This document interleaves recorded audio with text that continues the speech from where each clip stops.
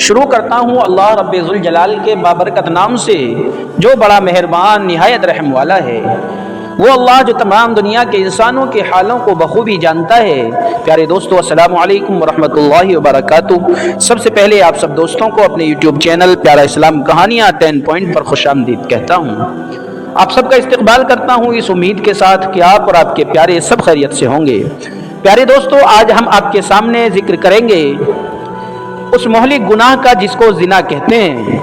آخر وہ پہلا کون سا انسان تھا کہ جس نے اس دنیا کے اندر زنا کی شروعات کی؟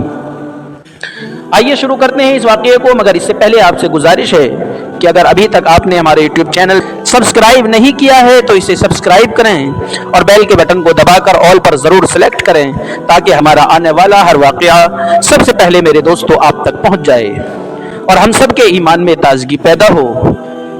پیارے دوستو، جب حضرت آدم علیہ السلام اور حوا علیہ السلام کو اللہ نے جنت سے دنیا کے اندر اتار دیا اور دنیا کے اندر رہنے سہنے لگے تو حضرت حوا علیہ السلام کے 20 حمل ٹھہرے، جس میں ایک حمل سے لڑکے پیدا ہوتے تھے اور ایک حمل سے لڑکیاں پیدا ہوتی تھیں۔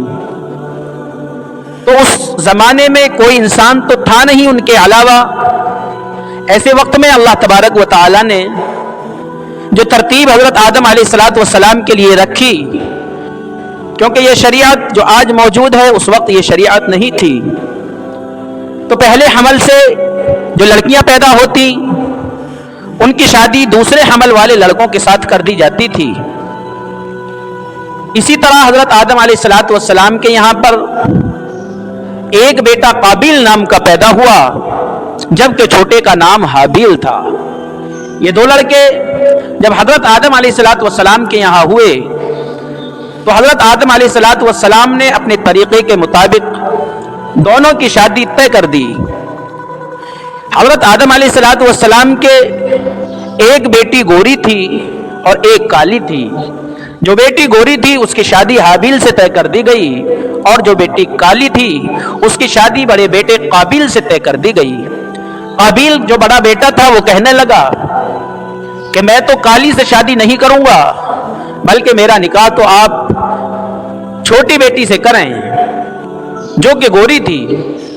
حضرت آدم علیہ السلام نے منع کیا، یہ نہیں مانا، تو پھر یہ اپنے بھائی سے حابیل سے بغض رکھنے لگا اور حسد رکھنے لگا، اور اتنا حسد کیا کہ اس کے قتل کے در پہ لگ گیا۔ جب ایک دن حابیل جنگل میں بکریاں چرا رہا تھا اور اپنے سر کو پتھر کے اوپر رکھ کر لیٹا ہوا تھا، تبھی قابیل یعنی بڑا بھائی آیا اور آ کر ایک پتھر اٹھا کر لا کر حابیل کے سر پر چھوڑ دیا۔ اسے معلوم نہیں تھا کہ قتل کیسے کیا جاتا ہے، لیکن اس سے پہلے شیطان اس کے سامنے آیا اور شیطان نے ایک مرغے کی گردن کو پتھر پہ رکھا اور اس کے اوپر دوسرا پتھر زور سے مار دیا۔ اس طرح سے وہ مرغا تڑپ تڑپ کر وہیں پر مر گیا۔ تو گویا یہ پہلی موت تھی دنیا کے اندر مرغے کی شکل میں، اس سے پہلے کسی کی موت نہیں ہوئی تھی۔ جب قابیل نے دیکھا تو پھر اس نے بھی اپنے بھائی حابیل کے ساتھ وہی معاملہ کیا۔ جب حابیل مر گیا تو پھر قابیل پریشان رہنے لگا کہ اب کیا کروں، آخر لاش کی وجہ سے بڑا پریشان تھا، اس کو ادھر ادھر اٹھائے پھر رہا تھا، اور حضرت آدم علیہ السلام اس وقت حج کے لیے گئے ہوئے تھے۔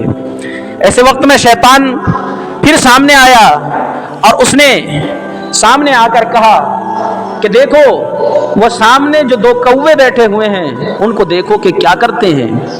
اللہ کی طرف سے 2 کوے آئے، سامنے پیڑ پر بیٹھے۔ قابیل نے بڑے غور سے دیکھا، ایک کوا دوسرے کوے سے بہت زیادہ لڑا اور لڑتے لڑتے دونوں میں بات بڑھ گئی اور کوے اس قدر لڑے کہ ایک نے اپنے پنجوں کے ذریعے سے دوسرے کوے پر حملہ کر دیا اور حملے میں ایک کوے نے دوسرے کو مار دیا۔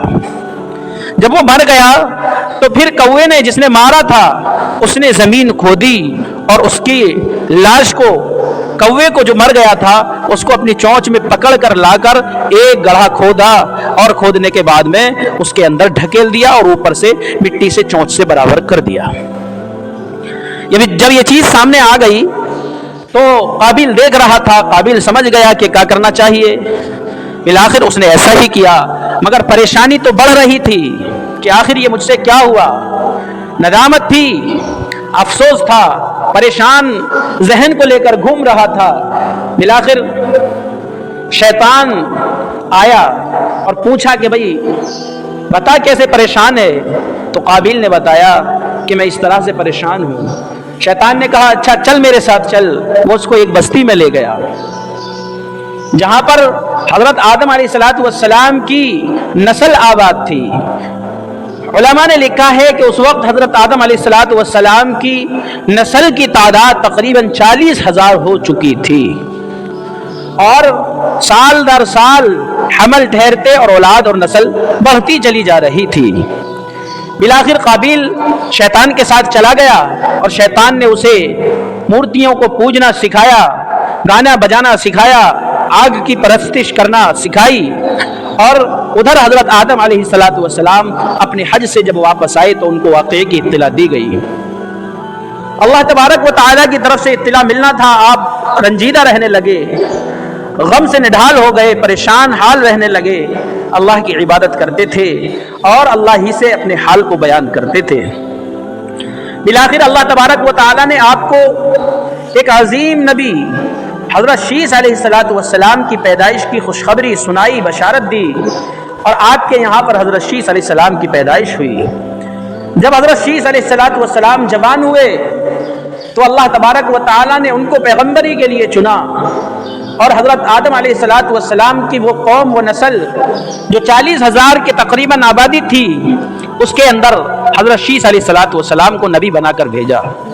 कुछ लोग आपके साथ लग गए लेकिन अक्सर ने आपकी बात को नहीं माना। ऐसे में ना मानने वालों में आपका बेटा काबिल भी था जो हजरत आदम अलैहिस्सलाम का बेटा था। और उन लोगों के अंदर बड़े बुरे तरीके रिवाज पा चुके थे जिसमें मूर्तियों का पूजना, आग का पूजना, गाना और बजाना, यहाँ तक कि मोहलिक बीमारियां उनके अंदर जोर पकड़ चुकी थी। हज़रत शीस अलैहिस्सलाम उनको तबलीग करते रहे, समझाते और बुझाते रहे, लेकिन कौम राह रास्त पर नहीं आई। और अल्लाह की तरफ से एक चीज बड़ी अजीब थी, वो ये थी कि हज़रत शीस अलैहिस्सलाम की नस्ल के अंदर आदमी खूबसूरत थे और हजरत शीस अलैहिस्सलाम के ना मानने वालों के यहाँ, जिन्होंने आपकी बात को नहीं माना, उनके यहाँ पर आदमी बदसूरत थे और औरतें खूबसूरत थी।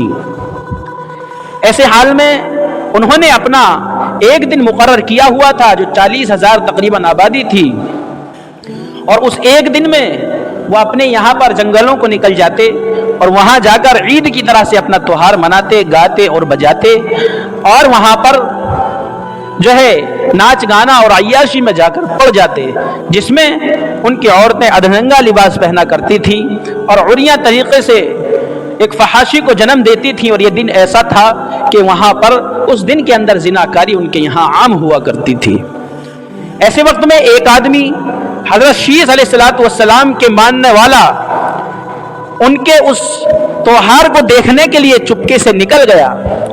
शैतान ने उसके जहन में बात डाली, वो जाकर देखने लगा कि आखिर देखता हूँ कि ये कैसा त्योहार मनाते हैं, इनकी औरतें क्या किया करती हैं। उसने चुपके से देखा तो क्या देखता है कि यहाँ तो फहाशी आम थी, गुनाह का इर्तिकाब हो रहा था, जिना आम हो चुका था। ऐसे वक्त में हज़रत शीस अलैहिस्सलाम का वो मानने वाला वो शख्स जब वहाँ से देख कर आता है इस मंजर को, और उसने आकर अपनी कौम के अंदर बयान किया कि वहाँ तो ऐसा ऐसा हो रहा है, तो कुछ लोग उसके साथ लग गए और उन्होंने बात को नहीं माना और वो चुपके से जाकर देखने लगे। उन लोगों ने जब ये देख लिया कि यहाँ पर फहाशी आम है, गुनाहों की खुली छूट है और यहाँ पर जो है पूजा की खुली आज़ादी है, गाना बजाना आम होता है, तो वो लोग जाकर उन्हीं 40,000 के अंदर शरीक हो गए, उन्हीं के रहन सहन और उन्हीं के तरीके को जाकर अपना लिया। और फिर उन लोगों ने दुनिया के अंदर जिना को आम किया और जिना जैसी बीमारी की शुरुआत इन लोगों से हो गई। अगर हम आपको बतलाना चाहें तो यूं भी मिलता है किताबों के अंदर कि हजरत आदम अलैहिस्सलाम का बड़ा बेटा काबिल अपनी बहन अकलीमा को, जो कि खूबसूरत थी, उसको लेकर फरार हो गया था और 39,000 में जाकर शरीक हो गया था, और वहां पर जाकर उसने गुनाह की शुरुआत की और जिना की शुरुआत भी इसी से हुई। बिलाखिर अल्लाह के नबी सल्लल्लाहु अलैहि वसल्लम फरमाते हैं, जिसने किसी गुनाह की शुरुआत की, इब्तिदा की, चलने वालों को उसके बराबर ही आज़ाब किया जाएगा, और इस शख्स को तो क़यामत तक आज़ाब होता ही रहेगा जिसने किसी बुरे काम की शुरुआत की। तो दोस्तों, यहां से जिना की शुरुआत मिलती है। उम्मीद है कि वाक़या आपको पसंद आया होगा। दुआ करते हैं कि अल्लाह तबारक व तआला हम सबको इन तमाम बीमारियों और गुनाहों से बचने की तौफीक अता फरमाए। अगर ये वाक़या आपको पसंद आया हो तो इसे लाइक और शेयर करें। सदक़े जारिया समझकर अपने लिए सवाब की नीयत से शेयर करें, ताकि हम सब के लिए नजात का ज़रिया बने, और हमारे चैनल को ज़रूर सब्सक्राइब करें। अस्सलामु अलैकुम व रहमतुल्लाहि व बरकातुहू।